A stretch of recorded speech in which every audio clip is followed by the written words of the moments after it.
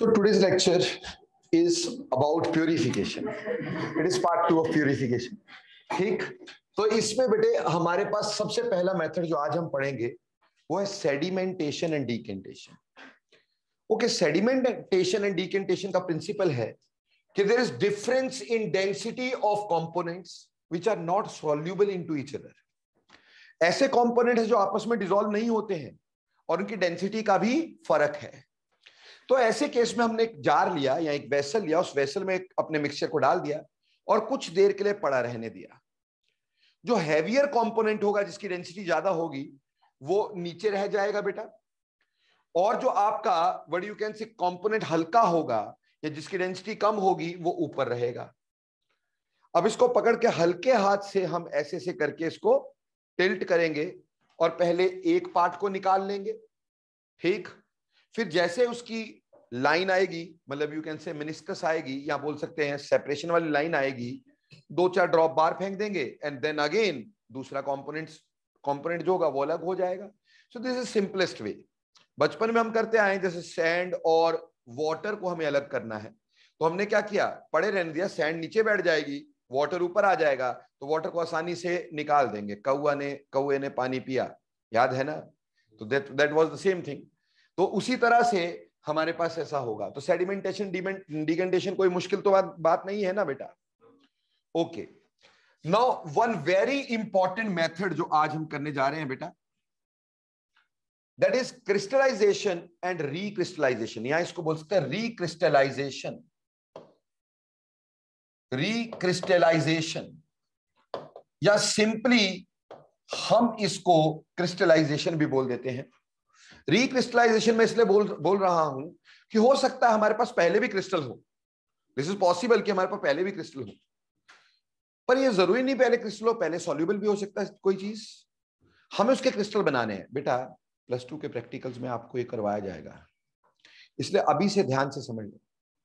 हमने जिन चीजों को सेपरेट आउट करना है, उसको एक सॉल्वेंट में मिक्स करना है. ठीक, एक सॉल्वेंट में मिक्स करना है. जिस चीज को सेपरेट आउट करना है उनको एक सॉल्वेंट में मिक्स करना है. लेकिन यहां पे choice of solvent is utmost of important. यहां पे सारा इस बात पे डिपेंड करेगा कि आपने सॉल्वेंट क्या लिया है और क्या सोच के हम सॉल्वेंट लेते हैं. चॉइस ऑफ सॉल्वेंट देखिएगा. इसमें पहले हमने चॉइस ऑफ सॉल्वेंट, जिस भी चीज को सेपरेट आउट करना है उसके लिए हमने एक सॉल्वेंट डाला. लेकिन सॉल्वेंट की कुछ यहां पे कैरेक्टरिस्टिक्स होनी जरूरी है. पहली कैरेक्टरिस्टिक क्या होनी चाहिए कि सॉल्वेंट जो होना चाहिए, that should dissolve the compound on heating and gives out on cooling. यानी कंपाउंड सिर्फ हॉट स्टेज में ही उसमें सॉल्युबल हो, कोल्ड स्टेट में सॉल्युबल ना हो.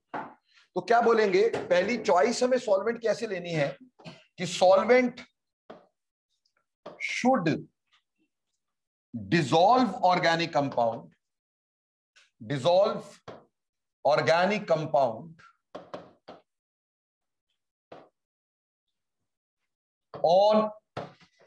हीटिंग and gives out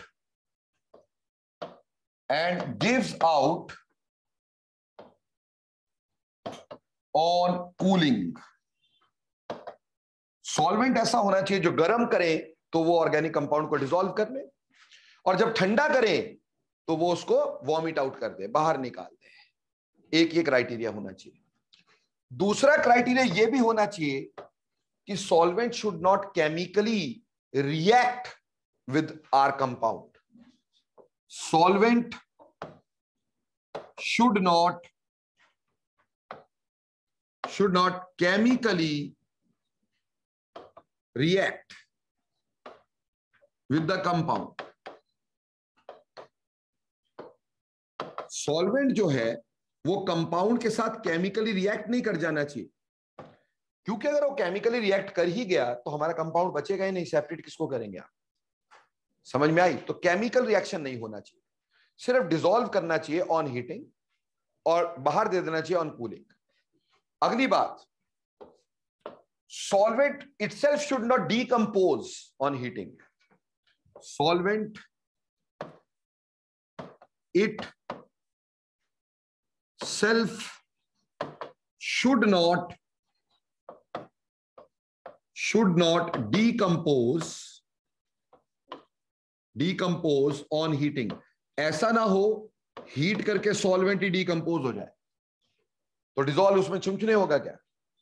ठीक, तो हमारे पास ये 3 क्राइटेरिया है सॉल्वेंट के। सबसे इंपॉर्टेंट पहला ही क्राइटेरिया है कि हमें ऑर्गेनिक कंपाउंड उसमें डिजोल्व चाहिए जब वो क्या हो, गर्म हो, और जब ठंडा करें तो बाहर दे दे। तो हमने क्या किया, अपना जो भी मिक्सचर था उस मिक्सचर को एक बीकर में लिया और सॉल्वेंट को उसके अंदर डाला,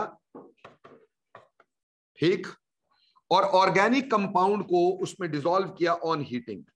यहां पे हमने हीट कर दिया तो ऑर्गेनिक कंपाउंड डिसॉल्व हो गया, यानी हमने यहां पे हॉट सॉल्वेंट डाला था और ऑर्गेनिक कंपाउंड इसमें डिसॉल्व हो गया।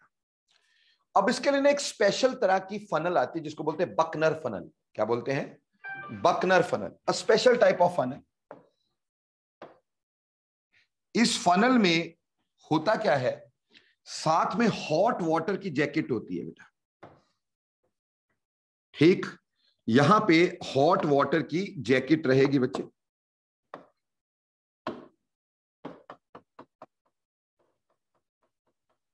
ठीक, ये हॉट वाटर जैकेट है। हॉट वाटर जैकेट का काम क्या है कि ये सॉल्वेंट को क्या करेगा, डिसॉल्व रहने देगा उसके अंदर। सोल्यूट जो भी हमारा ऑर्गेनिक कंपाउंड है सॉल्वेंट में डिसॉल्व रहेगा, क्योंकि वो हीटिंग के समय तो डिसॉल्व कर रहा है, इसलिए उसको ठंडा नहीं होने देना है। तो अब हमने इसमें लगाया अपना वैसे ही फिल्टर पेपर जैसे हम पहले लगाते थे इसमें भाई। ये फिल्टर कौन है ना भाई, फिल्टर पेपर का। और एक ग्लास रॉड की मदद से हमने यहां पे अपना सॉल्वेंट यहां पे अपना मिक्सचर डालना शुरू किया, which is dissolved in this solvent. ठीक, इस फनल को मैंने किसी स्टैंड पे, किसी क्लैंप पे जोड़ा हुआ है, ठीक है जी। और यहां नीचे हमने क्या रख दिया, वी टुक अ वेसल, ठीक। अब जैसे ऊपर से आपका मिक्सचर आता रहेगा तो वो इसके साथ नीचे आएगा एज फिल्ट्रेट, ठीक। और जो सॉलिड चीज है हमारे पास, वट एवर इज सॉलिड, ठीक, जो भी सॉलिड था वो यहां पे इकट्ठा होता रहेगा। जो डिसॉल्व नहीं हुआ था वो यहां इकट्ठा हो जाएगा और जो डिसॉल्व हो गया था नीचे इकट्ठा हो जाएगा भाई। अब फिर इसको धीरे धीरे क्या करेंगे, ठंडा करेंगे। धीरे धीरे जैसे जैसे ठंडा होगा, क्योंकि हमारी क्राइटेरिया सॉल्वेंट की क्या है कि it should give of the organic compound on cooling, तो जैसे इसको ठंडा करेंगे धीरे धीरे क्रिस्टल्स बाहर आने शुरू हो जाएंगे, सेपरेट आउट होने शुरू हो जाएंगे। समझ में आई? तो ऐसे क्रिस्टलाइजेशन करते हैं बेटा। +2 में तुम्हें प्रैक्टिकल में करवाएंगे क्रिस्टलाइजेशन, तो मैंने तुम्हें अभी समझा दी है। लेकिन इसका तुम्हें एक ना टिप सिखाता हूं। कई बार होता है कि ऐसे क्रिस्टल बन नहीं पाते, कई बार क्या होता है ऐसे क्रिस्टल बन नहीं पाते। अगर मान लो क्रिस्टल ना बने तो आपका ये जो वेसल है ना बेटा, इस वेसल को, इस बीकर को लिया और जो ग्लास रॉड है ना उसको उसके साइड में रगड़ना है, ऐसे उसके दीवार पे, उसकी वॉल पे रगड़ना है, जिससे कुछ कांच का टुकड़ा उसके अंदर गिर जाए। जैसे कांच का टुकड़ा उसके अंदर गिरेगा ना, कंपाउंड उसके आसपास आसपास अपने आप क्रिस्टलाइज हो जाएगा। This phenomena is called seeding. क्या बोलते हैं इसको? सीडिंग या न्यूक्लिएशन, ठीक। या फिर उससे भी आसान बताऊं, पता क्या करना, आसपास देखना, कोई छोटा मोटा गंद पड़ा होगा ना, छोटा मोटा क्रिस्टल सा ऐसे भी पड़ा होगा, उसको उठा के उसके अंदर डाल देना। मिट्टी का कोई कण लिया, उसको उसके अंदर डाल दिया, उसके आसपास सोल्यूट आपका क्या हो जाएगा, क्रिस्टलाइज हो जाएगा। दैट इज अगेन सीडिंग, ठीक। तो ऐसे करके सीडिंग करके आप क्रिस्टलाइजेशन कर सकते हैं। इवन अगर क्रिस्टल पहले बन गए तो बहुत बढ़िया है, नहीं बने तो आप क्या करेंगे, उसमें सीडिंग करेंगे, एक छोटा सा कोई भी गंद का टुकड़ा उसमें डाल देंगे, उसके आसपास क्रिस्टल इकट्ठा हो जाएगा, ठीक। और फिर उस क्रिस्टल को बाहर निकालेंगे, एक फिल्टर पेपर पे रखेंगे, फिर उसको ड्राई करेंगे। कैसे? फिल्टर पेपर पे रख के यूं करके दबाते फिल्टर पेपर को, जो उसका सॉल्वेंट एब्जॉर्ब कर लेगा। और फिर उसको वैक्यूम डेसिकेटर में जाके क्या कर देते हैं, सुखा देते हैं। ठीक, वैक्यूम डेसीमीटर में ले जा करके, वैक्यूम डेसिकेटर में ले जा करके उसके अंदर सुखा देते हैं। वैक्यूम डेसिकेटर मैंने पहले बताया था आपको एक बार, है ना बेटा। तो उसके अंदर अपने क्रिस्टल बिल्कुल क्या हो जाएंगे, ड्राई हो जाएंगे। तो ये तरीका है बेटा क्रिस्टलाइजेशन, और इसमें इंपॉर्टेंट है चॉइस ऑफ सॉल्वेंट। बोलो क्लियर हो गया कि नहीं? देखो बेटा, कौन किससे होता है मुझे ये बताने में एक चुटकी लगेगी ना, 1 मिनट लगेगा कि मैं फटाफट से लिख दूं कि यहां पे ये मिक्सचर इससे सेपरेट हो सकता है, पर मैं ऐसा करने नहीं वाला हूं, क्योंकि मैं चाहता हूं ये ओनस तुम्हारे पर है। अपनी एनसीईआरटी में पढ़िएगा, हर उसके नीचे जो भी एग्जाम्पल है वो एग्जाम्पल यहां लिखिएगा अपने आप, कम से कम पढ़ेंगे तो सही। ठीक, तो मेरी एक डिवाइस है कि आप पढ़ें, तो मैं किसी का एग्जाम्पल नहीं दूंगा और क्वेश्चन एग्जाम्पल में से आएगा। ठीक, कि इसमें से कौन सी चीज के लिए क्या लगा सकते हैं, तो वो अपने आप करना है। ठीक, मैं आपको सारे मेथड बताऊंगा। क्लियर? तो क्रिस्टलाइजेशन समझ में आ गई बेटा। Now next particular purification technique is distillation. Distillation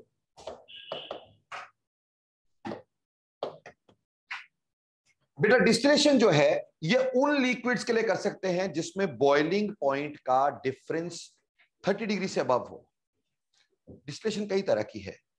पहले हम कर रहे हैं सिंपल डिस्टिलेशन। सिंपल डिस्टिलेशन बेटा, सिंपल डिस्टिलेशन उसके लिए की जाती है जिस मिक्सचर में बॉइलिंग पॉइंट का difference is above than 30 degree. ठीक, if boiling point difference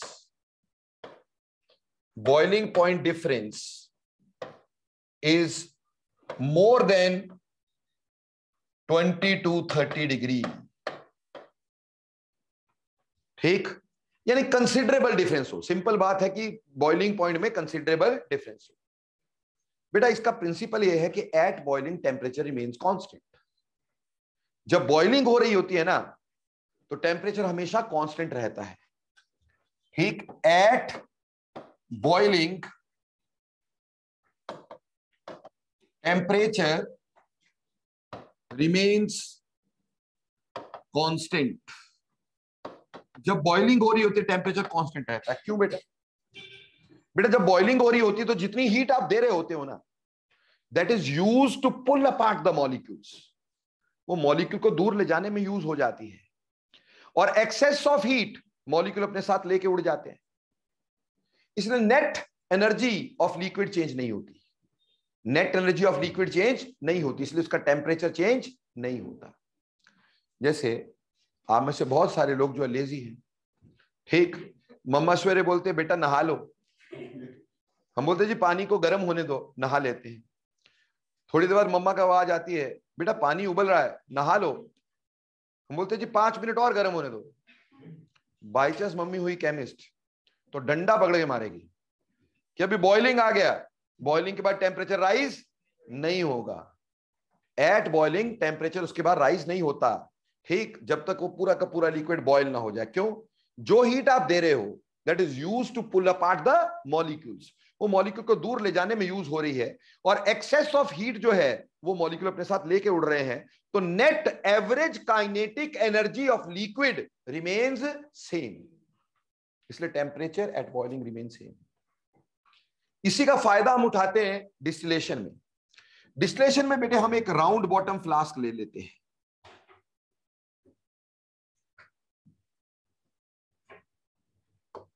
so this is round bottom flask, I think so quite round है ना। अब इसमें हमने एक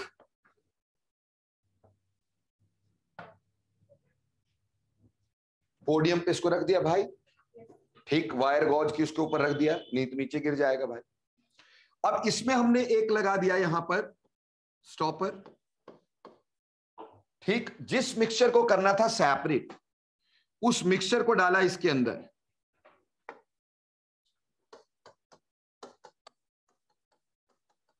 ठीक है जी, और इस मिक्सचर को हमने किया heat on a Bunsen burner. Heat किया ऑन अ बंसन बर्नर और एनी बर्नर। ठीक, इस वेसल के अंदर हम दो चीजें लगाएंगे। ठीक, पहली चीज हम इसमें लगाएंगे बेटे थर्मोमीटर।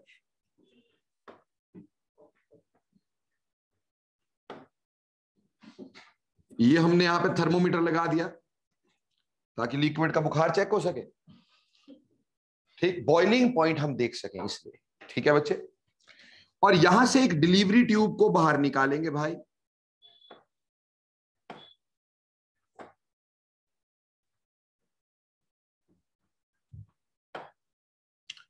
इस डिलीवरी ट्यूब के साथ हम क्या करते हैं, एक कंडेंसर लगा देते हैं।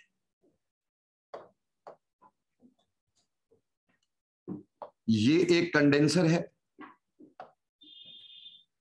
इस कंडेंसर में हम एक साइड से हॉट वाटर डालेंगे। यहां से हमने हॉट वाटर डाला और यहां से, या रादर यहां से कोल्ड वाटर डालना, not hot water, I am sorry. So पहले हम यहां पे कोल्ड वाटर डालेंगे कंडेंसर में और यहां से वो गर्म होके बाहर आ जाएगा हॉट वाटर। कैसे गर्म होगा? जो भी लिक्विड यहां से बॉयल हो रहा है उसका टेम्परेचर ज्यादा होगा, वो अपनी हीट किसको देगा? वाटर को। वाटर गर्म हो जाएगा और जो लिक्विड है वो कंडेंस हो जाएगा। समझ में आई बात? और इसको फर्दर फिट कर देंगे बेटा हम। ठीक, फर्दर इसको फिट करेंगे एक फ्लास्क में।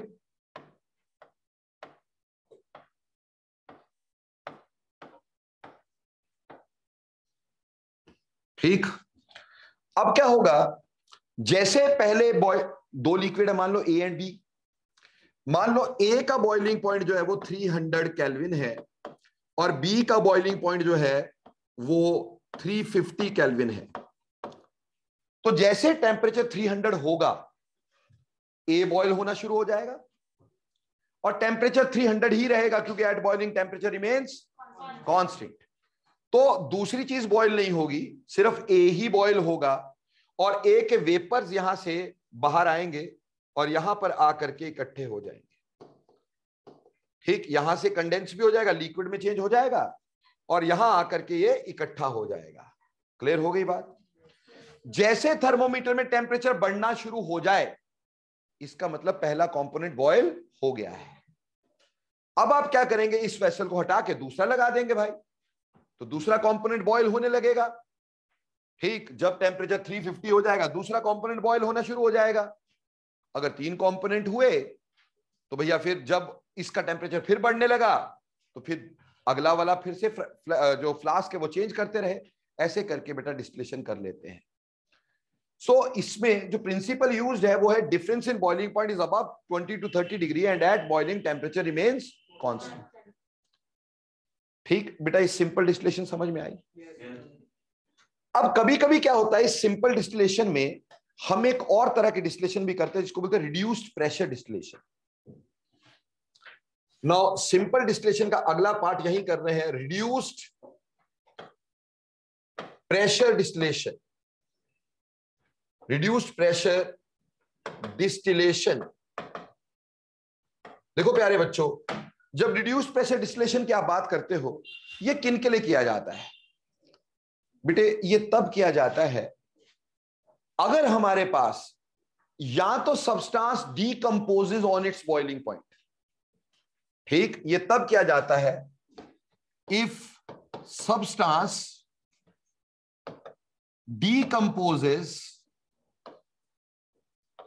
decomposes on its boiling point। अगर सब्सटेंस अपने बॉइलिंग पॉइंट पे डीकंपोज हो जाता है, हम इसके बॉइलिंग पॉइंट तक इसको आने नहीं देते। ठीक है, इसको बॉइलिंग पॉइंट तक पहुंचने ही नहीं देते, इसलिए हम रिड्यूस्ड प्रेशर डिस्टिलेशन करते हैं। और या फिर if boiling point of substance is too high, substance is too high, या बॉइलिंग पॉइंट बहुत ही ज्यादा हो जाए भाई, तो हमें इसको एक लोअर बॉइलिंग पॉइंट पे क्या करना पड़ता है, बॉयल करना पड़ता है। उसके लिए रिड्यूस्ड प्रेशर डिस्टिलेशन करते हैं। तो रिड्यूस्ड प्रेशर डिस्टिलेशन दो जगह पे हो सकती है। एक अगर सब्सटेंस अपने बॉइलिंग पॉइंट पे डीकंपोज हो जाता हो, जैसे H2O2 वगैरह, ठीक, या फिर ऐसा हो जाए कि सब्सटेंस का बॉइलिंग पॉइंट ही बहुत ज्यादा हो, तो हम क्या करते हैं, तो हम रिड्यूस्ड प्रेशर डिस्टिलेशन करते हैं। क्योंकि बेटा जो बॉइलिंग पॉइंट होता है ना, boiling point is a temperature at which vapor pressure of liquid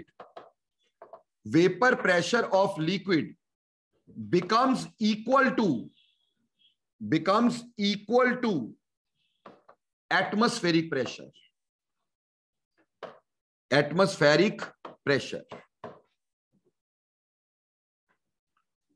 ठीक है जी।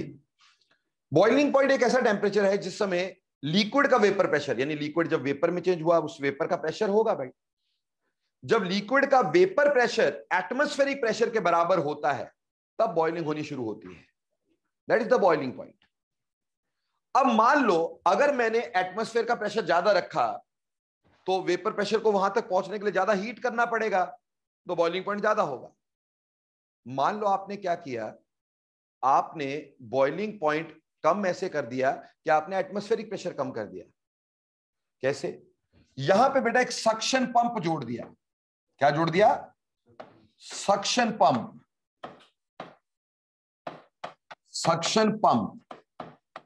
वो जोड़ दिया। सक्शन पंप ने यहां से एयर को सक कर लेना है, तो यहां से एयर कम हो जानी है भाई। इस वेसल के अंदर अगर एयर कम हो गई, तो यहां का एटमॉस्फेरिक प्रेशर क्या हो जाएगा? कम हो जाएगा। अगर एटमॉस्फेरिक प्रेशर कम हो गया, तो वेपर प्रेशर पहले ही अपने बॉइलिंग पॉइंट से पहले ही किसके बराबर आ जाएगा? एटमॉस्फेरिक प्रेशर के बराबर। और बॉइलिंग पॉइंट जो होगा वो पहले से अर्ली आ जाएगा। जैसे 1 एटमॉस्फेयर पे इसका बॉइलिंग पॉइंट मान लो 100 डिग्री था, मैंने यहां से एयर को सक कर लिया और यहां प्रेशर 0.5 एटमॉस्फेयर कर लिया, तो बेटा वेपर प्रेशर जल्दी उस तक पहुंच जाएगा। और लिक्विड 300 की जगह 200 केल्विन पे ही मान लो बॉयल हो गया, तो एक तो डीकंपोज होने का खतरा खत्म। और अगर किसी का बॉइलिंग पॉइंट बहुत ज्यादा है, हम इस तरीके से उसका बॉइलिंग पॉइंट कम करके कम बॉइलिंग पॉइंट पे भी उसको बॉयल कर सकते हैं। बोलो, रिड्यूस्ड प्रेशर डिस्टिलेशन समझ में आई? कैसे होती है समझ में आई? किन की होती है बता सकते हो? दैट यू हैव टू, ठीक, वो आपको बताना ही है मेरे को, ठीक, नहीं तो पेपर में गलत करना। पेपर में आना ही ये है, किससे किसको सेपरेट करना है। क्लियर हो गया? तो चलिए, रिड्यूस प्रेशर डिस्टिलेशन क्यों करवाई जाती वो समझाने की कोशिश की। आपको सब कुछ क्लियर है सभी बच्चों को? ऑनलाइन वाले बच्चे, थैंक यू बेटा। सो दिस वाज डिस्टिलेशन, ये डिस्टिलेशन हुआ करती थी बेटा, और ये रिड्यूस्ड प्रेशर डिस्टिलेशन। लेकिन एक और तरह की डिस्टिलेशन है, ठीक। अगली बात करेंगे हम जिसको बोलते हैं फ्रैक्शनल डिस्टिलेशन। Fractional distillation. अब बेटा फ्रैक्शनल डिस्टिलेशन कब करते हैं? बेटा फ्रैक्शनल डिस्टिलेशन तब की जाती है जब बॉइलिंग पॉइंट का डिफरेंस 20 से नीचे हो जाए। when difference in boiling point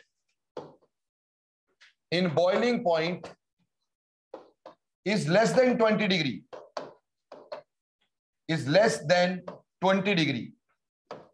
तो जब डिफरेंस इन बॉइलिंग पॉइंट बहुत कम हो जाता है ना, तो 2-3 लिक्विड जो जल्दी इकट्ठे बॉयल कर सकते हैं। समझ में आई? हम आइडियली जो बोलते हैं ना कि टेम्परेचर कांस्टेंट रहेगा, टेम्परेचर तो कांस्टेंट रहेगा ही, बट ऐसा हो सकता है जिसका बॉइलिंग पॉइंट 10 डिग्री ज्यादा है, कॉन्टिन्यूस हीटिंग पे वो थोड़ा थोड़ा बॉयल हो जाए। समझ में आई? उसके लिए हम फ्रैक्शनल डिस्टिलेशन करते हैं। फ्रैक्शनल डिस्टिलेशन में क्या, वही राउंड बॉटम फ्लास्क है जो पहले लिया था,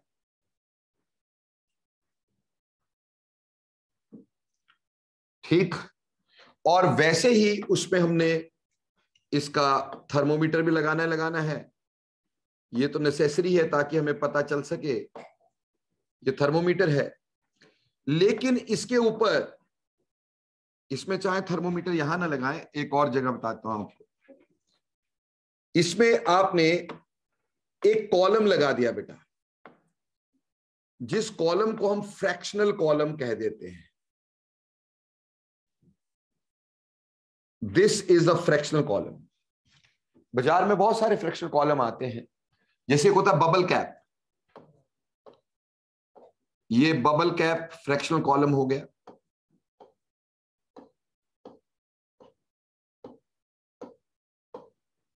ठीक है, अब थर्मोमीटर यहां लगा दीजिएगा।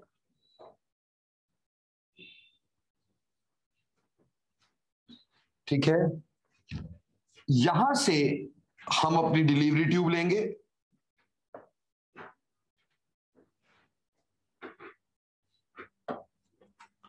ठीक है जी, और ऐसे ही उसके आसपास कंडेंसर लगाएंगे जैसे पहले लगाया था।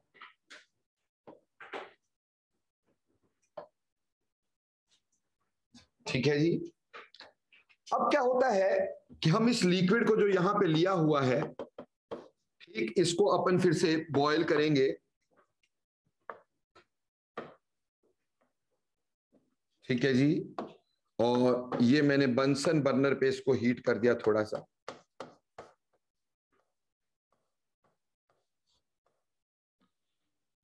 फ्रैक्शनल कॉलम जो होता है ना बेटा, इसमें यहां से टेम्परेचर धीरे धीरे डिक्रीज करता है। मान लो कि हमारे पास 3 लिक्विड थे, एक का ए था, ठीक, जैसे नैप्थलीन हो गया, ठीक, एनिलीन हो गया, ठीक, टोल्यूइन हो गया। इनके बॉइलिंग पॉइंट में ज्यादा डिफरेंस नहीं है, तो हमने ए ले लिया। ए का बॉइलिंग पॉइंट मान लो 350 है, बी का बॉइलिंग पॉइंट मान लो 335 है, और सी का बॉइलिंग पॉइंट मान लो 325 है। ठीक है दोस्तों, हम इधर से डायरेक्ट हीटिंग कर रहे हैं तो यहां लिक्विड गर्म रहेगा ना भाई, तो नीचे टेम्परेचर सबसे ज्यादा होगा, से यहां पे टेम्परेचर 350 है। ठीक है जी, ऊपर जाते टेम्परेचर कम हो जाएगा, यहां टेम्परेचर मान लो 340 है, यहां टेम्परेचर 330 है, और यहां टेम्परेचर 325 है। अब 350 पे तो सारा का सारा लिक्विड बॉयल हो रहा है कि नहीं? तो सारा बॉयल हो रहा है, यहां पे सब कुछ गैस है। लेकिन जैसे ये ऊपर जाएगा, जैसे लिक्विड ऊपर जाएगा, समझना बात को, जैसे लिक्विड ऊपर जाएगा, जैसे टेम्परेचर 350 से कम होगा 340 पे, तो ए जो होगा वो लिक्विफाई हो जाएगा, है ना भाई, क्योंकि यहां टेम्परेचर 340 हो गया, बॉइलिंग पॉइंट क्या था 350 ए का, तो ए जो हो गया लिक्विड हो गया, वो वापस गिरेगा नीचे, लिक्विड बन के नीचे आ जाएगा, और 335 वाला और 25 वाला ऊपर जाना शुरू हो जाएगा। वो अभी भी गैस है। इस टेम्परेचर पर जब 330 बन गया तो 335 वाला वो लिक्विफाई हो जाएगा, वो नीचे आएगा, और 325 वाला ऊपर जाएगा भाई। तो ऊपर सिर्फ वही पहुंचा जिसका टेम्परेचर सबसे कम था। ठीक है जी, सबसे कम टेम्परेचर वाला यहां से बाहर निकला, और वैसे ही कंडेंसर से होते हम इसको अलग कर दिया। फिर टेम्परेचर चेंज होने लगा, बढ़ने लगा, तो समझ में आ गया भाई कि अब दूसरी लिक्विड की बारी है। ठीक, फिर टेम्परेचर यहां से बढ़ना स्टार्ट होगा, फिर 335 वाला निकलेगा, एंड लास्ट में 330 वाला। तो फ्रैक्शनल कॉलम से हमने थोड़े थोड़े टेम्परेचर डिफरेंस को भी सेपरेट आउट कर लिया। बोलो बेटे, समझ में आया फ्रैक्शनल कॉलम से? कोई दिक्कत? वेरी इजी ना। ठीक, अब ये फ्रैक्शनल डिस्टिलेशन हो गई।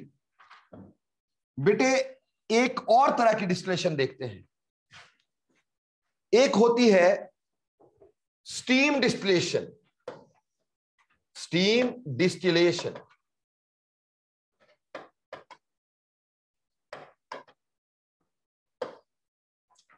कुछ कंपोनेंट जो होते हैं वो स्टीम में वॉलेटाइल होते हैं, स्टीम में ही उड़ते हैं, है भाई।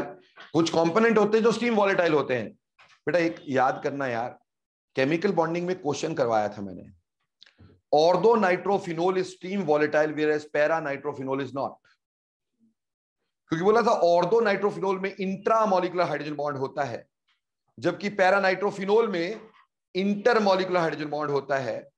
तो ऑर्थो नाइट्रोफिनोल उसका बॉइलिंग पॉइंट कम होता है, वो स्टीम में ही क्या होता है, वॉलेटाइल हो जाता है।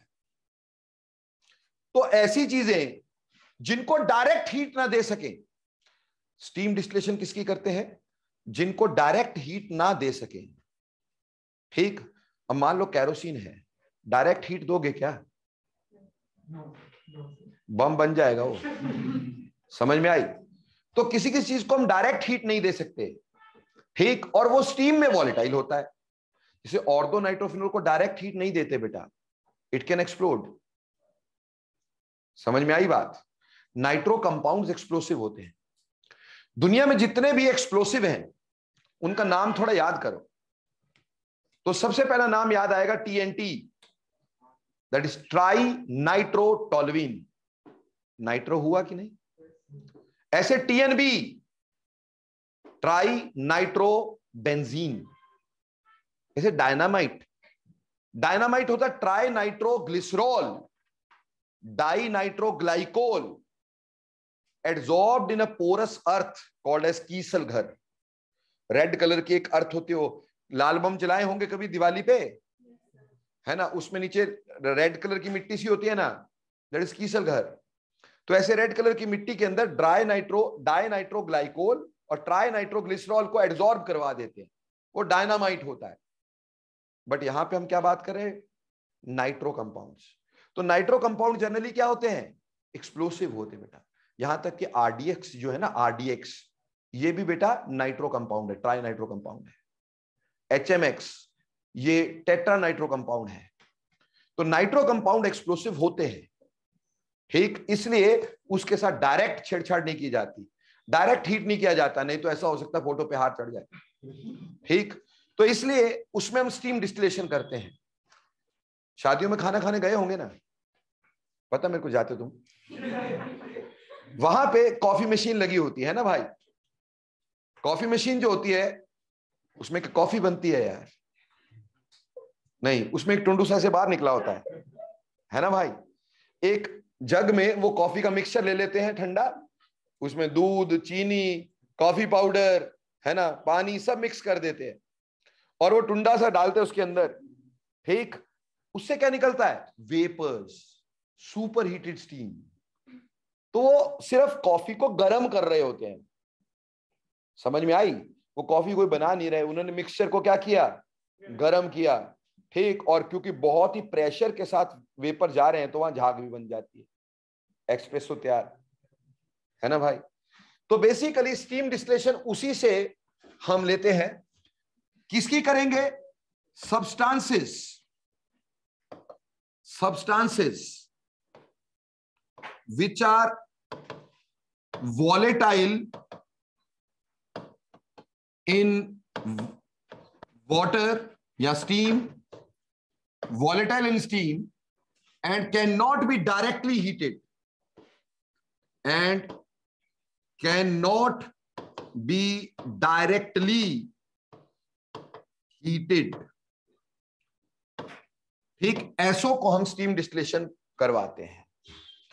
स्टीम डिस्टिलेशन में कुछ नहीं करना है, एक स्टीम जनरेटर ले लेना है, एक वेसल ले लिया, जिस वेसल में हमने वाटर ले लेना है भाई।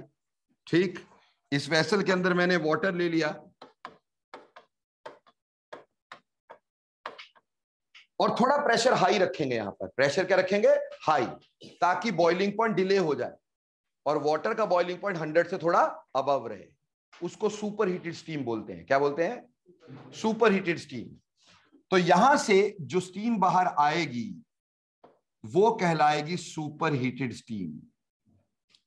ठीक है जी, ये जो वाटर यहां पे बॉयल हो रहा है, ये स्टीम बाहर आएगी, सुपर हीटेड स्टीम, और इस स्टीम को पास ऑन करवा देंगे बेटे अपने फ्लास्क के अंदर। ठीक, अगर सब्सटेंस को आप थोड़ा बहुत, ऐसा है कि भाई ज्यादा एक्सप्लोसिव नहीं है तो थोड़ा बहुत हीट भी कर सकते हैं, रिएक्शन को थोड़ा सा क्विक करने के लिए, रिएक्शन को थोड़ा सा फास्ट करने के लिए हल्का हल्का हीट भी कर सकते हैं। ठीक, डायरेक्ट हीट जिनको नहीं दे सकते उनको नहीं करना है, हाँ, ऐसे जो थोड़े एक्सप्लोसिव कम हैं, ठीक, उस केस में हल्का सा हीट कर सकते हैं, just to enhance the speed of reaction. ठीक, यहां हमारे पास लिक्विड था और यहां से आई स्टीम। स्टीम लाल कैसे हो गई? ठीक, ये स्टीम आई जी यहां पर। ठीक, अब स्टीम में सबस्टेंस वॉलेटाइल है तो उसके वेपर्स बनेंगे और उसको डिलीवरी ट्यूब से बाहर निकाल लेंगे। सेम तरीका ऐसे कंडेंसर लगा के, मैं पूरा डायग्राम नहीं बना रहा हूं, समझ में आता होगा, आता है कि नहीं? नहीं, मेरे को विश्वास ही नहीं।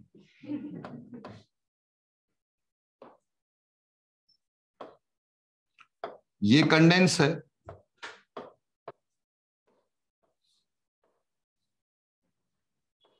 ठीक, ये हमारा वेसल है और यहां से जो चीज वॉलेटाइल थी स्टीम में वो यहां से उड़ी और यहां से कंडेंस होकर के यहां पे इकट्ठी हो गई।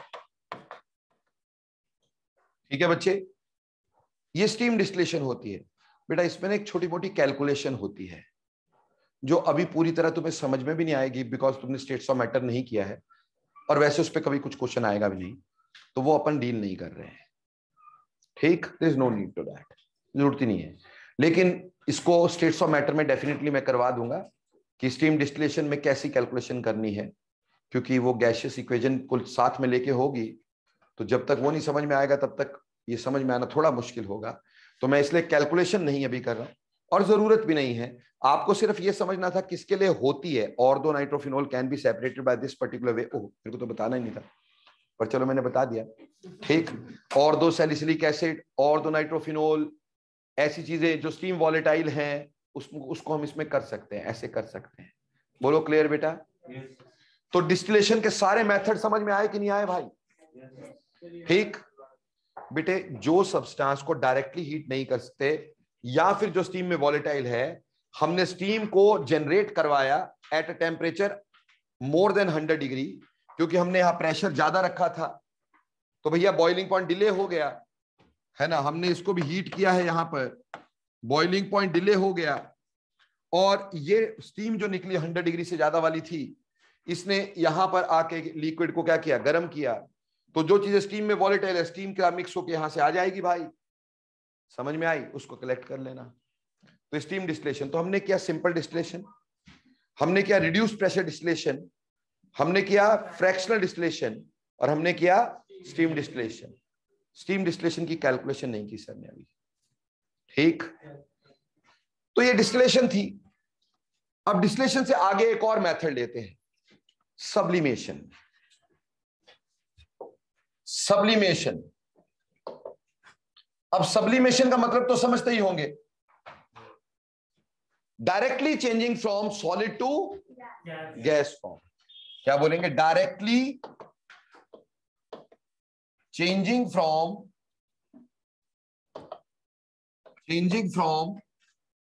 Solid to gas form.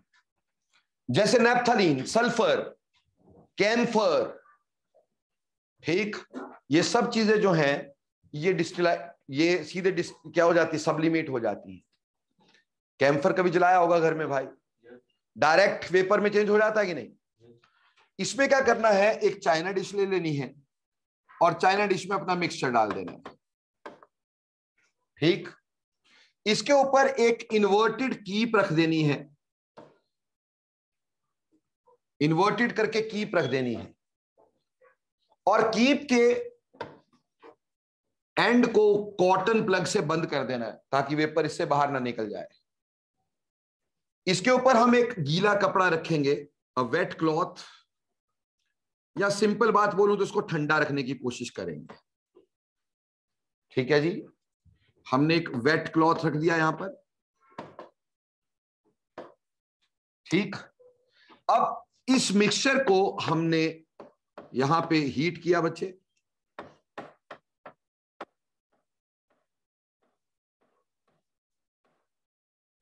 ठीक, जो सब्सटेंस क्या होगा? सब्लिमेट हो सकता होगा, वो सब्लिमेट होगा, गैस में चेंज होगा, होगा कि नहीं?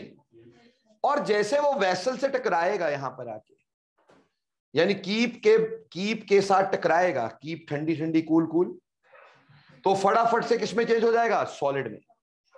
सॉलिड में कंडेंस होके यहां पे इसके वॉल्स पे, कीप की वॉल्स पे वो इकट्ठा हो जाएगा। ठीक है, कीप की वॉल्स पे वो इकट्ठा हो जाएगा। समझ में आई बात? बस बाहर निकालो, खुरचो, इसको अलग कर लो। ठीक, जैसे सल्फर होता है ना, तो सल्फर में यहां बेटा बहुत सुंदर सुंदर फूल जैसे स्ट्रक्चर बनते हैं, उनको सल्फर रोजेस बोलते हैं। सल्फर को सब्लिमेट करो ना तो ऐसे फूल जैसे स्ट्रक्चर बनते हैं, जिसको सल्फर रोजेस बोलते हैं। समझ में आई? तो बस समझ लेना कि वो यहाँ पे इसके ऊपर इकट्ठा हो जाएगा और फिर इसको आप निकाल सकते हैं। बहुत सिंपल तरीका है। ठीक, पर सब्लिमेशन होती किसकी है मालूम? बेटा सब्लिमेशन सिर्फ उन्हीं की हो सकती है जिनका vapour pressure in solid state is very high. जिनका vapour pressure in solid state is very high, यानी बहुत वॉलेटाइल सब्सटेंसेस है भाई। ठीक, वेपर प्रेशर सॉलिड स्टेट में इतना हाई है कि थोड़ा सा हीट करो ये एटमॉस्फेरिक प्रेशर के बराबर पहुंच जाता है, इसका बॉइलिंग पॉइंट आ जाता है।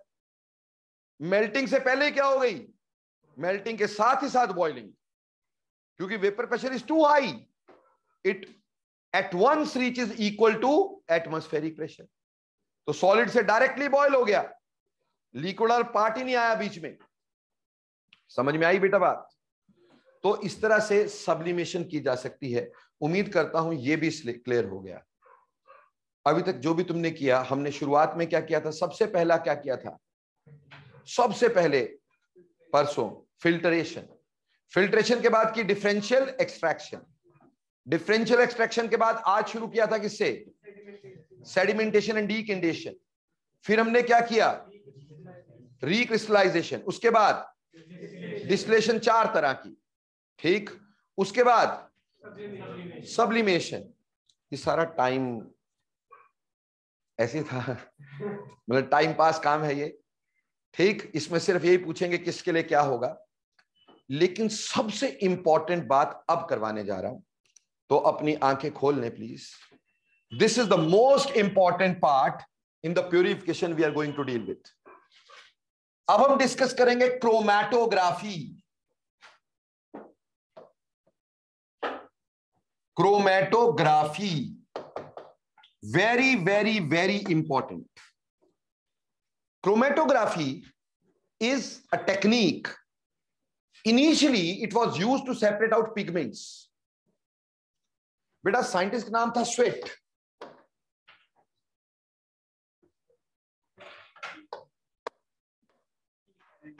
ठीक, ये बोटेनिस्ट था बेटा। ठीक, इसने सबसे पहले क्रोमेटोग्राफी का यूज किया था। क्रोमेटोग्राफी का नाम भी इस वजह से, क्रोम मतलब कलर, जो कलर्ड पिगमेंट्स थी फ्लावर्स की या प्लांट्स की, उनको सेपरेट आउट करने का, उनको अलग करने का ये तरीका हुआ था। ये उसने डिस्कवर किया था स्वेट ने, how to separate the coloured parts या coloured pigments of a plant, इसलिए इसका नाम रखा गया क्रोमेटोग्राफी। ठीक, कलर के ऊपर बेस्ड है ना।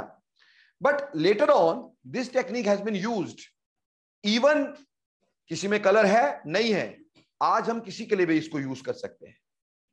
आज हमें कलर का कोई मतलब नहीं है इसमें, हम कलर वाले कंपाउंड भी कर सकते हैं इससे, बिना कलर वाले कंपाउंड भी इससे सेपरेट आउट कर सकते हैं। क्रोमेटोग्राफी जो है, it is based on a principle that differential movement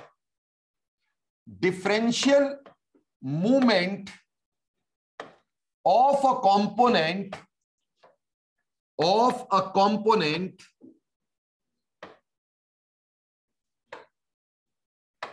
with mobile phase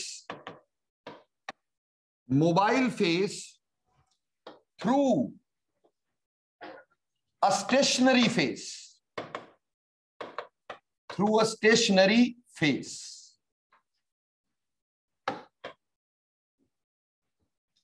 differential movement of component with the mobile phase through a stationary phase. एक रुके हुए फेस के थ्रू, एक रुकी हुई चीज के थ्रू हमने दूसरी चीज को मूव करवाना है, और मूव करवा के क्या करना है, उसकी मूवमेंट अलग अलग है, उनकी मूवमेंट्स अलग अलग है, डिफरेंशियल मूवमेंट है, ठीक, अलग अलग मूवमेंट है, इस वजह से वो अलग अलग हो सकती है। जैसे बेटे कपड़े को धोते हो, ठीक, तो कपड़े को धोते कपड़े के ऊपर गंद लगा हुआ होता है, गंद कई तरह का होता है, ऑयली डर्ट भी होती है, नॉन ऑयली भी होती है। तो जो आपका कपड़ा है वो आपका स्टेशनरी फेस है। क्या है? स्टेशनरी फेस, रुका हुआ फेस, उसमें गंद है, oily dirt, non oily dirt, और हमने उसको वाटर से रिंस किया। वाटर एक मोबाइल फेस है, वो मूव कर रहा है, तो ऐसा हो सकता है वाटर जिन चीजों को डिसॉल्व कर ले उनको अपने साथ ले जाए, और कोई चीजें उसमें नहीं डिसॉल्व करती होंगी, वो वही रह जाएंगी, या किसी की सॉल्युबिलिटी ज्यादा होगी, ज्यादा आगे चल जाएगा, किसी कम होगी, थोड़ा पीछे रह जाएगा। इस तरह से डर्ट कपड़े से अलग होने लगती है ना भाई। सो दैट इज स्टेशनरी फेस जो अपनी जगह पे खड़ा है, मोबाइल फेस जो मूव कर रहा है, जो हमारी पिगमेंट्स को साथ लेके जा रहा है। समझ में आई? और उन पिगमेंट्स की जो मूवमेंट है उसका रेट अलग अलग है। क्यों अलग अलग है? इसका प्रिंसिपल है बेटा difference in the rate of adsorption. खैर वो मैं बताता हूं आपको अभी, बट बेसिकली क्रोमेटोग्राफी क्या होती है? Differential movement. It is a technique of separation used on the basis of differential movement of component with mobile phase through a stationary phase। एक मोबाइल फेस से हम एक स्टेशनरी फेस को पास करवाते हैं, और उसके अंदर जो पिगमेंट्स हैं या सब्सटेंसेस हैं उनकी मूवमेंट अलग अलग होती है, और उसकी वजह से बेटे वो अलग अलग हो जाते हैं। So that is called as chromatography. अब हमने मोबाइल फेस कौन सा लिया और हमने स्टेशनरी फेस कौन सा लिया, इसके ऊपर बेस्ड क्रोमेटोग्राफी को हम डिफरेंट तरीके से करते हैं। दो मेजर तरह की क्रोमेटोग्राफी हम करेंगे। एक होती है adsorption chromatography, adsorption chromatography, adsorption chromatography, और दूसरी होती है बेटा पार्टीशन क्रोमेटोग्राफी, पार्टीशन क्रोमेटोग्राफी।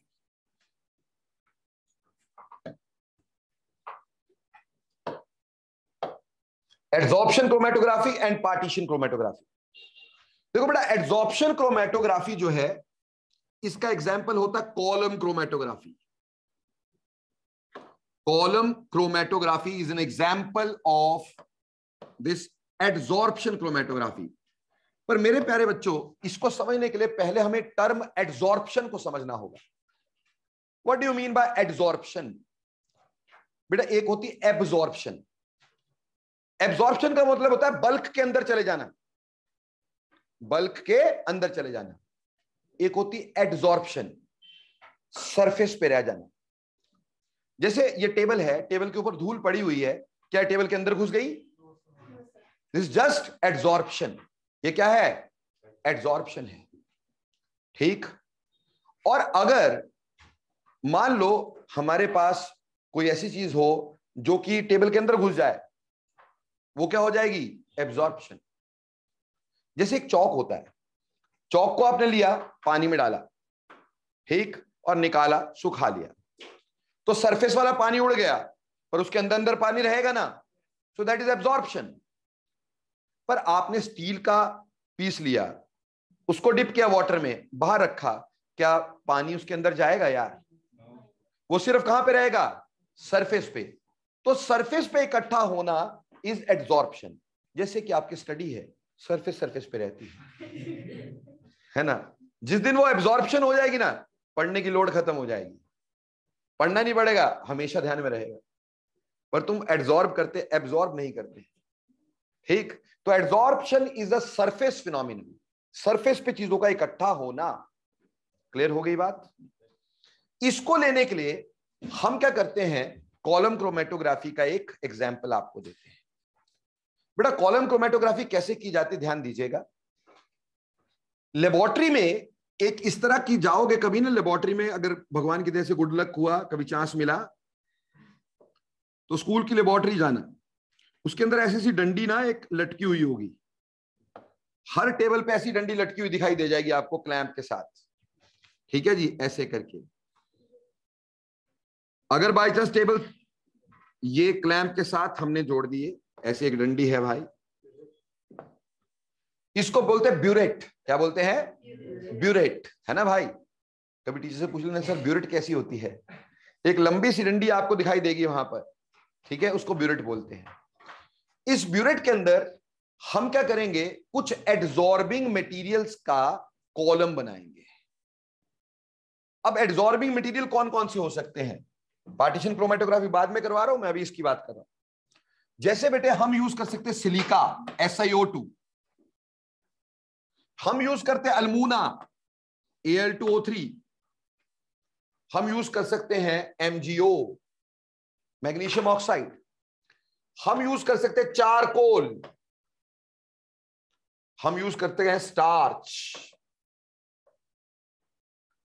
ठीक, हम यूज कर सकते हैं सेल्यूलोज। ऐसे एड्सॉर्बिंग मटेरियल्स हम ले लेते हैं बेटा कुछ, ठीक है जी। हम इसकी किसी लो पोलैरिटी वाले सॉल्वेंट में, लेस पोलैरिटी वाले सॉल्वेंट में, जैसे ether, ether is very less polar, ठीक, तो ऐसे लो पोलैरिटी वाले सॉल्वेंट में इनको डाल देते हैं, इन लो पोलैरिटी सॉल्वेंट, लो पोलैरिटी सॉल्वेंट, और इसकी बना देते हैं स्लरी। स्लरी समझते हैं, पेस्ट सी बना देते हैं, समझ में आई बात? और उस पेस्ट को उठा के इसके अंदर डालेंगे, ठीक है जी, उस स्लरी को इसके अंदर डालेंगे और वो स्लरी इसके अंदर इकट्ठी हो जाएगी।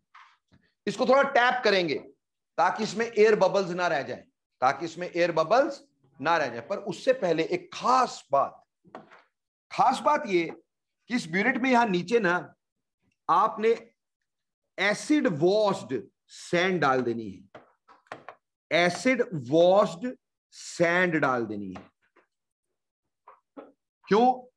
कहीं ऐसा ना हो कॉलम नीचे ही आ जाए भाई सारा का सारा, उसको रोकना भी है ना हमने।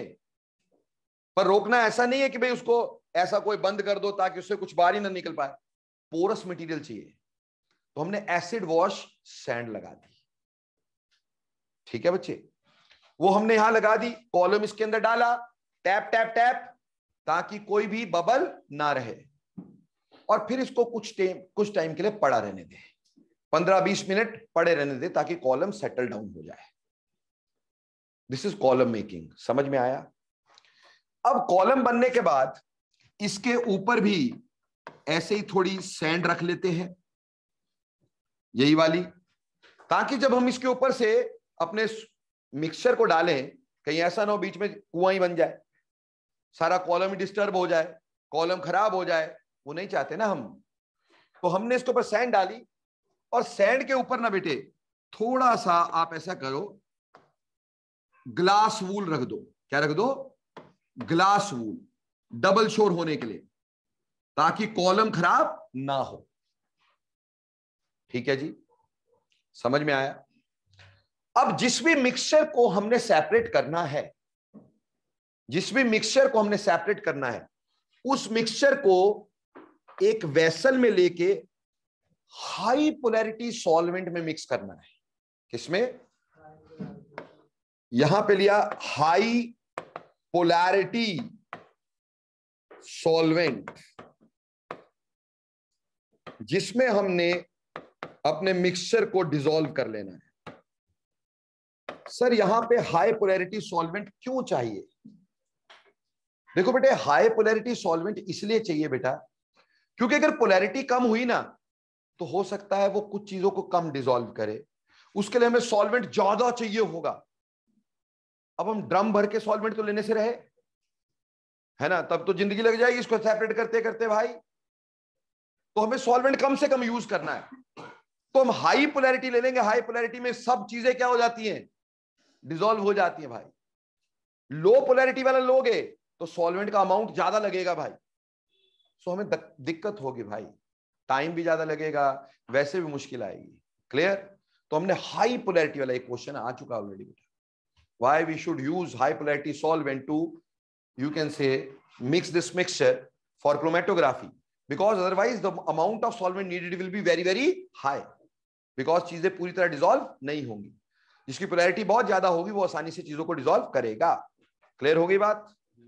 ये सारी चीजें डिसॉल्व करने के बाद एक माइक्रो सिरिंज की मदद से, माइक्रो सिरिंज समझते हैं, वो लगती है ना, वही समझ में आई? इंजेक्शन लगता है ना भाई, गलत गलत जगह पे लगता है, वो वाला जो होता है माइक्रो सिरिंज, बहुत पतली सी सिरिंज, उससे हम यहां डालेंगे।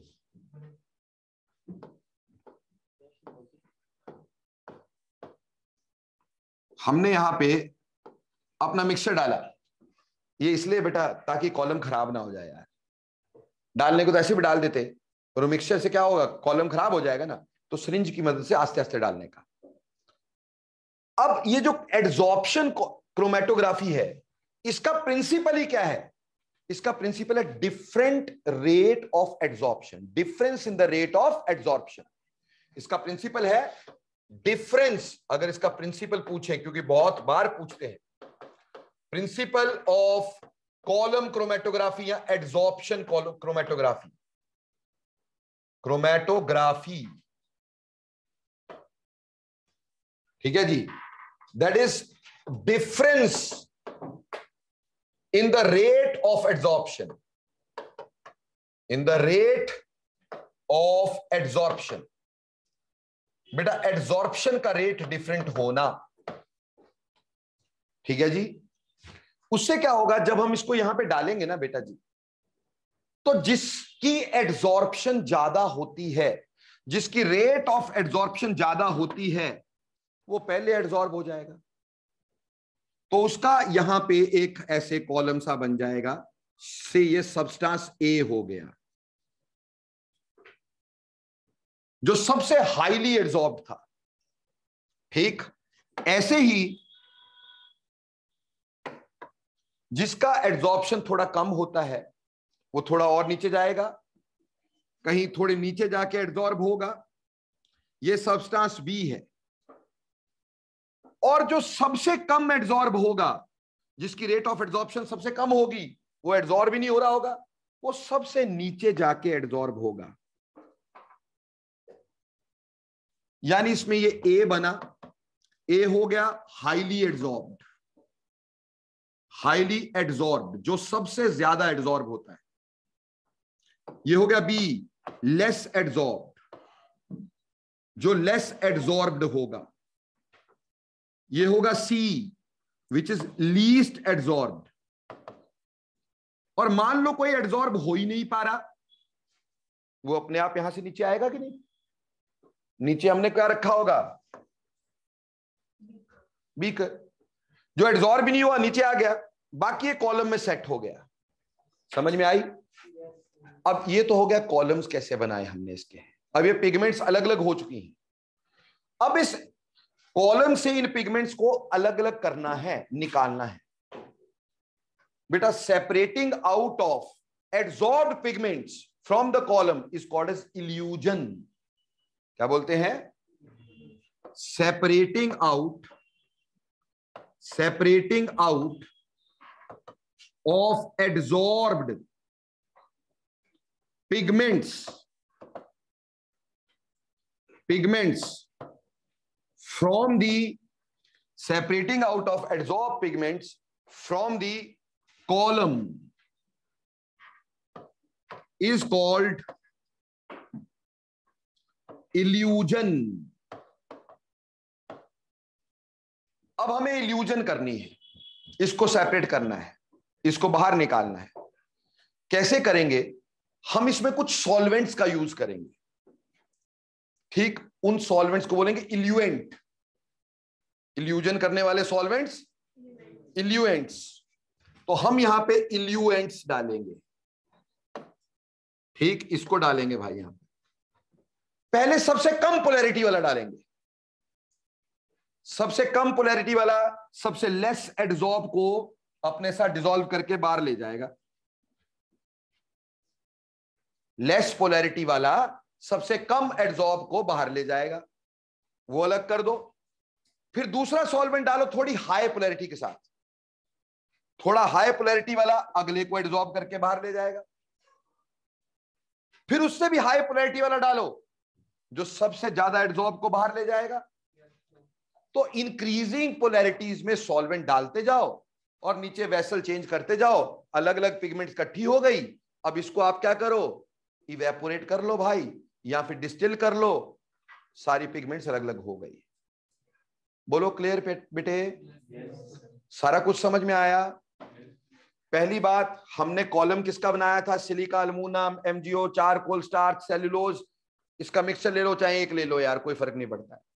इसका एक कॉलम बनाया, कॉलम को हमने बुलेट के अंदर डाला, स्लरी बना के बुलेट, और किसके अंदर बनाई स्लरी? लो पोलैरिटी सॉल्वेंट के अंदर। इसमें नहीं ज्यादा पोलैरिटी लेनी है, लो पोलैरिटी सॉल्वेंट में स्लरी बनाई और कॉलम बनाया, टैप टैप, ताकि एयर बबल्स बाहर।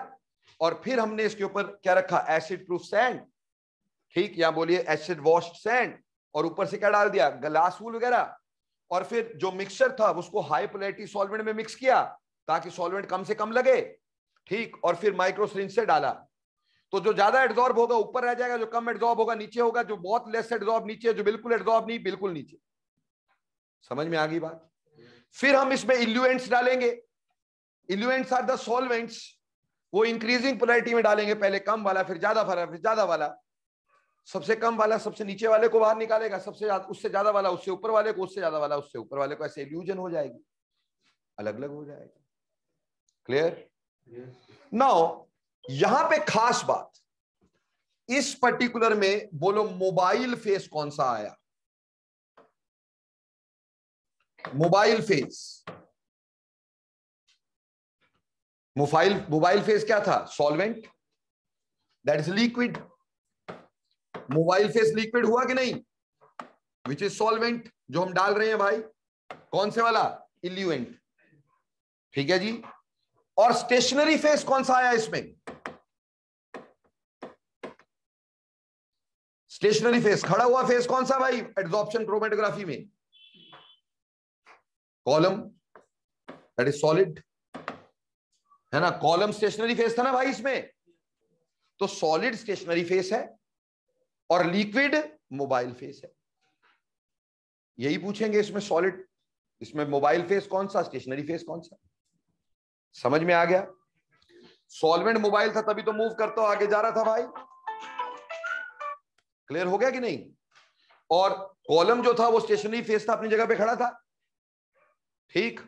और मोबाइल फेस ने इसको क्या किया? स्टेशनरी फेस के थ्रू मूव करवाया, और उसकी मूवमेंट अलग अलग थी।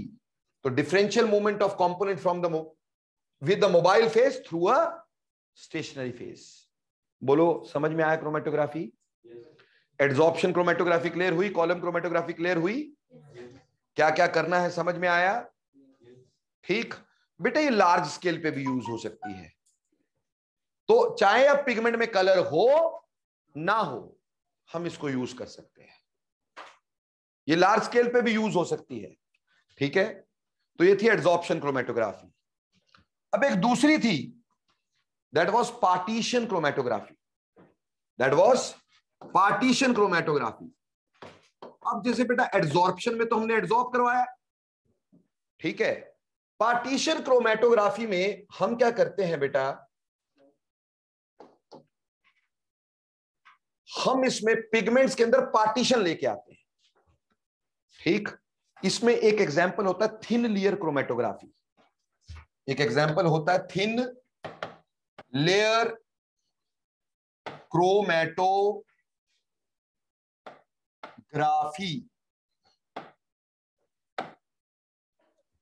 थिन लेयर क्रोमेटोग्राफी, बेटा थिन लेयर क्रोमेटोग्राफी में हमने एक ग्लास की ऐसे एक छोटी सी पट्टी सी ले ली, ग्लास की एक स्लैब सी ले ली, ठीक, ग्लास की एक स्ट्रिप सी ले ली, या प्लास्टिक की स्ट्रिप ले सकते हो।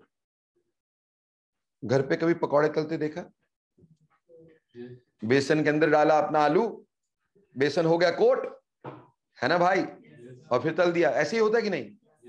हमने यहां पे क्या करना, कोई एब्जॉर्बिंग मटेरियल ले लिया, जैसे सेल्यूलोज, सिलिका, कुछ भी ले लिया, उसकी स्लरी बना दी, और इस स्ट्रिप को, ये चाहे प्लास्टिक की थी चाहे ग्लास की थी, इस स्ट्रिप को उसके अंदर डिप किया, एब्जॉर्बिंग मटेरियल इसके ऊपर कोट हो जाएगा, एक थिन सी लेयर बन जाएगी, और उसको सूखने दिया।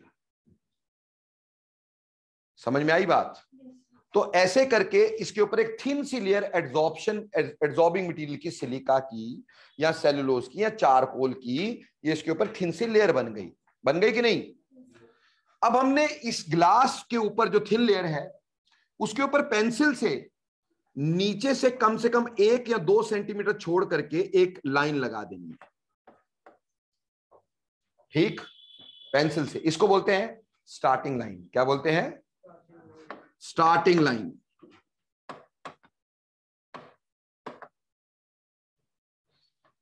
ठीक है जी। और बेटे ऐसे ही ऊपर से भी 1-2 सेंटीमीटर छोड़ करके यहां पे भी लाइन लगा देनी है। इसको बोलते हैं फिनिश लाइन।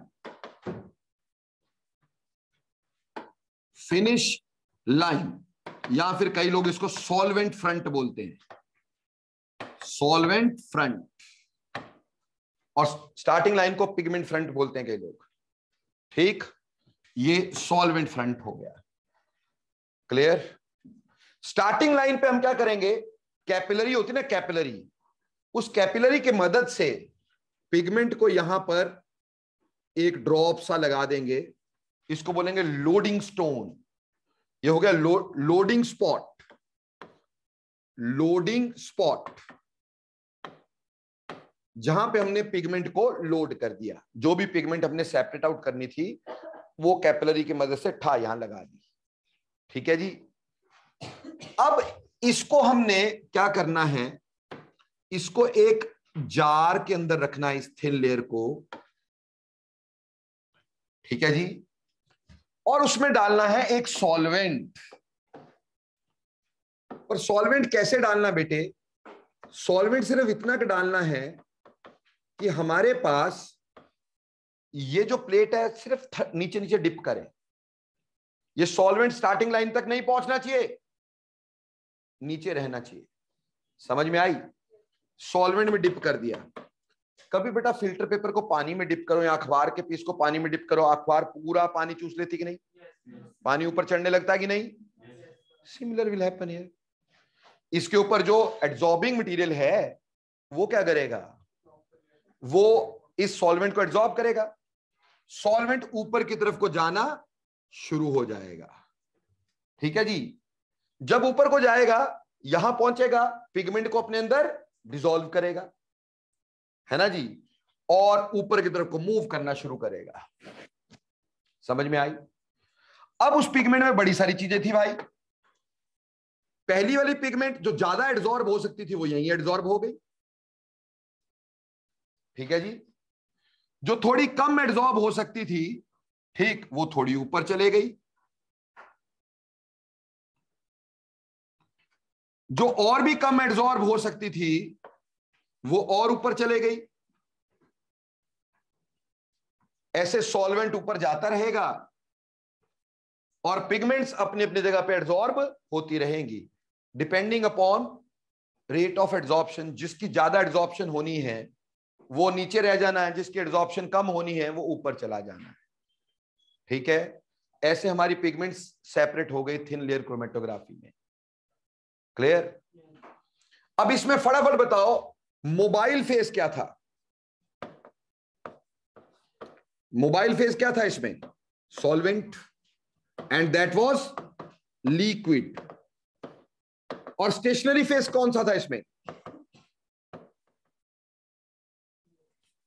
स्टेशनरी फेज कौन सा था? पिगमेंट। ठीक, वही तो रुकी अपनी जगह पर। स्टेशनरी फेज देखा जाए तो हमारे पास ये जो थिन लेयर बनी है वही, यानी जो हमने थिन लेयर इसका एड्सॉर्बिंग मटेरियल का रखा, that is again solid, that is again solid. और पिगमेंट उसमें रुक गई जाके। क्लियर हो गया? तो ऐसे इसको अलग अलग कर दिया हमने, अलग अलग हमारे पास बन जाएंगे। अब कई बार ये दिखाई नहीं देती, दिखाई नहीं देती तो कई सारे मेथड यूज होते हैं अलग अलग देखने के लिए इसको। ठीक, क्या मेथड यूज होता है? सबसे पहला यूवी मेथड।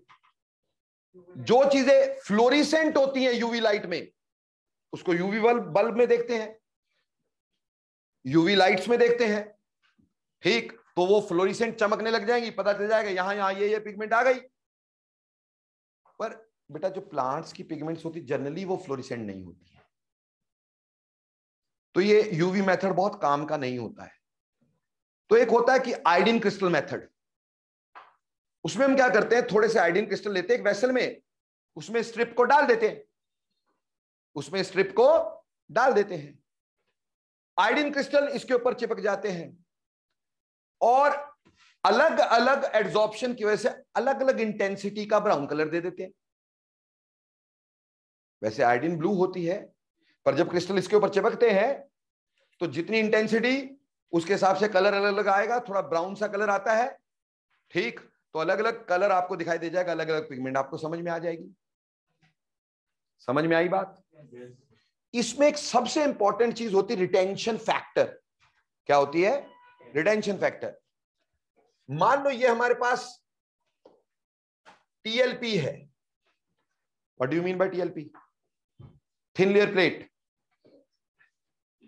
ठीक। ये हमारे पास इसकी स्टार्टिंग एंड फिनिश लाइन है। मान लो एक पिगमेंट जो है वो यहां तक आकर के एड्सॉर्ब हो गई है, ठीक है। तो बेटे जी स्टार्टिंग लाइन से इस पिगमेंट ने कितना मूव किया, स्टार्टिंग लाइन से इस पिगमेंट ने कितना मूव किया, यहां से यहां तक। मान लो ये एक्स मूव किया, क्या मूव किया? एक्स मूव किया। और बेटा जी ये यहां से यहां तक सॉल्वेंट तो सारा ऊपर तक जाएगा, सॉल्वेंट ने कितना मूव किया? वाई मूव किया। तो रिटेंशन फैक्टर जो होता है, रिटेंशन फैक्टर, बेटा रिटेंशन फैक्टर होता है distance, distance covered by pigment,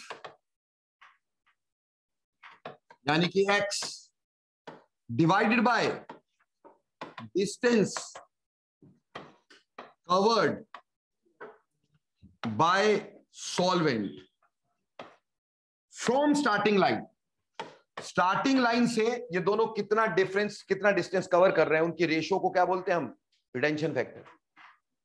कहा कि अगर रिटेंशन फैक्टर ज्यादा है मतलब डिस्टेंस इसने ज्यादा कवर किया है, अगर डिस्टेंस ज्यादा कवर करेगा ना तो मतलब इसकी एड्सॉर्प्शन कम हुई है, तो इसकी एड्सॉर्प्शन कम होती है।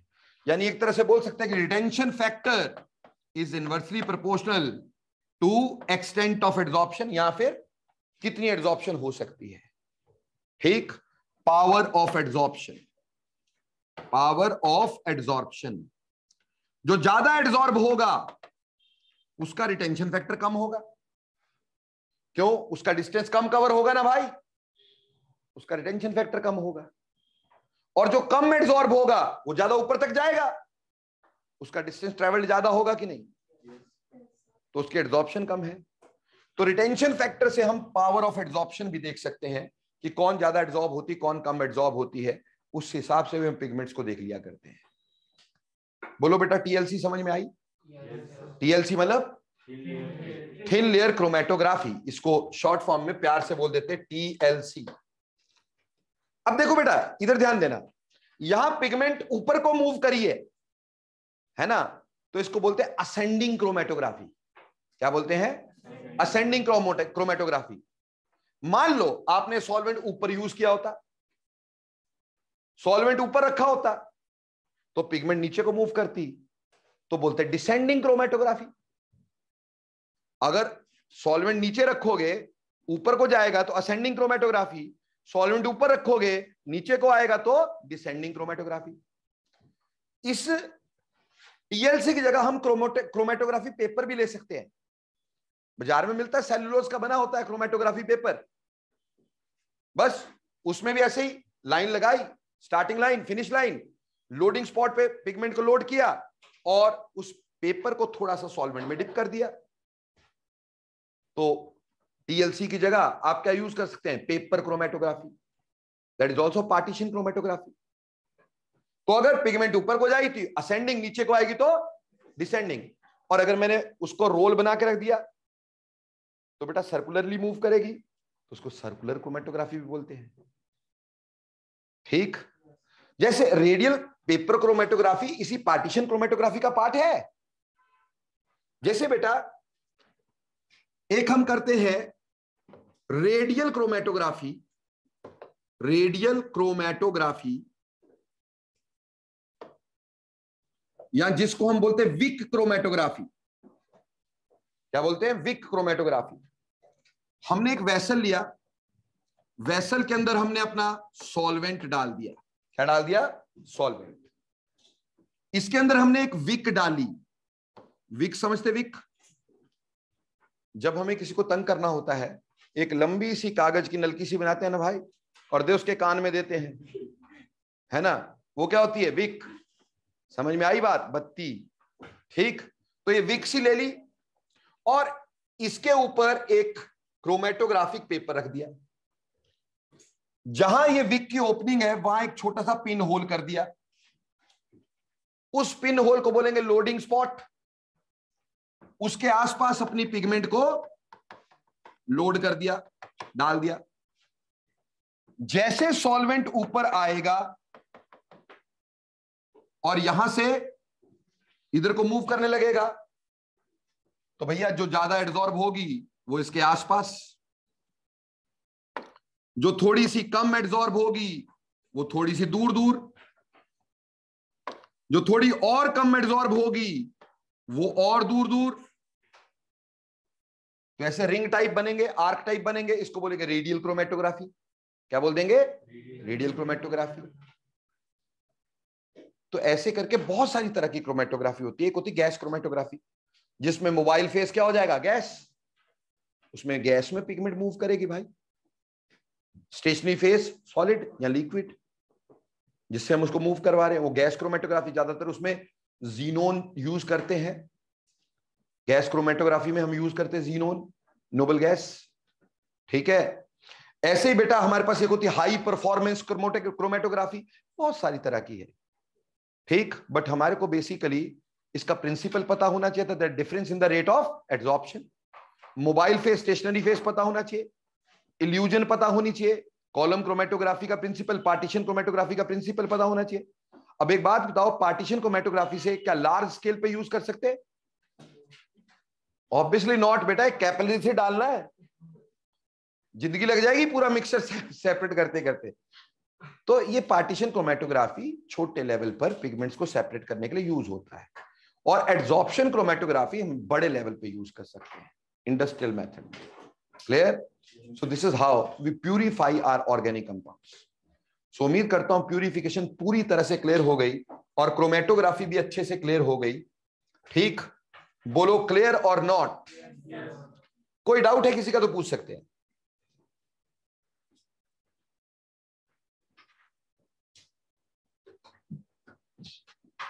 So thanks a lot.